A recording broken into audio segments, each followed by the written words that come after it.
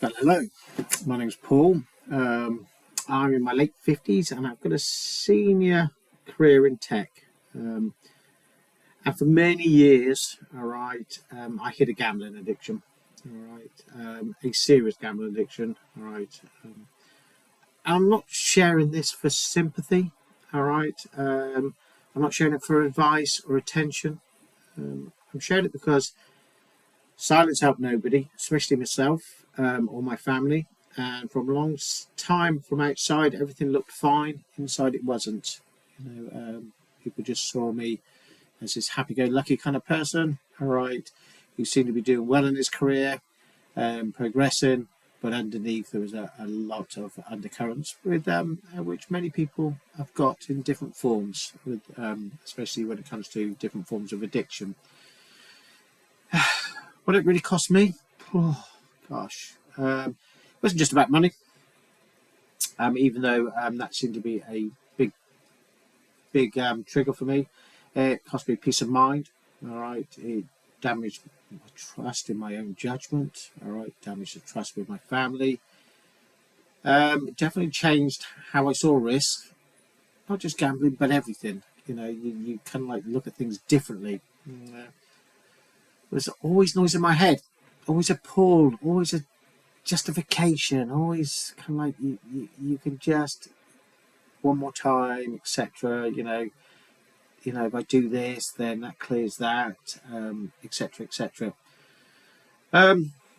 Yeah. So the turning point, many years ago now. I can't recall because I don't count anymore.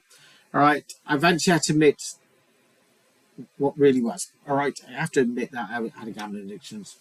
It wasn't comfortable. It wasn't humbling. But it was necessary. Um, I realised willpower wasn't enough. The gambling was kind of like one of these hiddens. It was a secret. No one knew, but they knew something wasn't right. Maybe I wasn't the person I should have been. All right. So with these things, you can't do it alone. You've got to get help.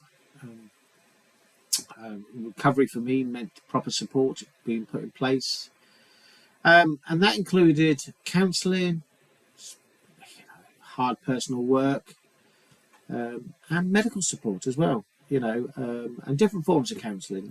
Whether it's Gamblers Anonymous, whether it's speaking with my partner, and just basically it took a many years with many relapses.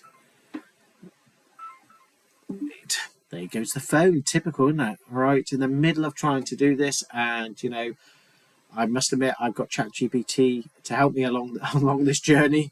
All right, because it's a very difficult conversation, and there's going to be a series of these coming out where I'm going to talk openly and honestly. And the phone rings. All right, just boom. You couldn't. Yeah, it's always the way, isn't it? Always the way. Anyway, where was I? Where am I? So getting the help. So it wasn't one thing. But it was me about recognizing the seriousness of it, and being open and sharing that with people as well. Not just my family, but further afield from my family. Am I fixed? I don't think you can ever be fixed, if I'm being honest. I am more aware. Do I manage risk differently now?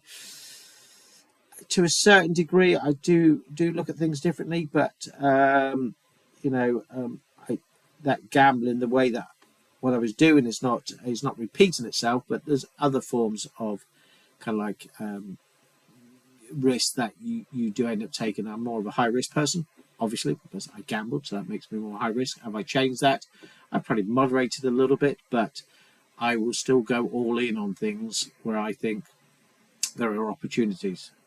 So I do try and pay attention to the patterns and not the excuses.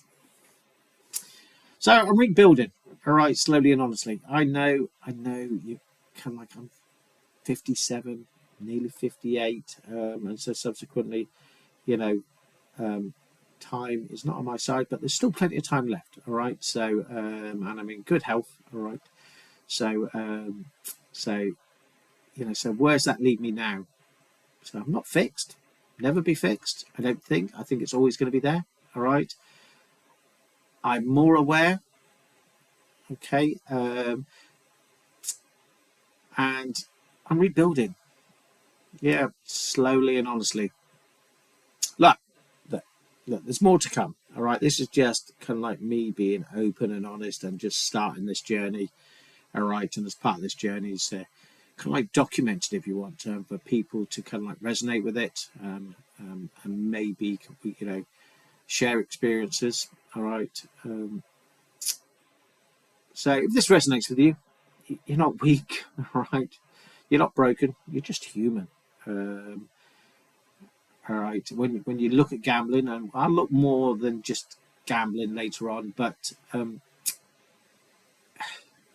you look at gambling, all right, there's a reason there are betting shops. There are a reason there are casinos. There are a reason why there's online gambling, and that's because there is a huge market for it. All right, and within that there is kind of like an addictive personalities that they kind of like rely on.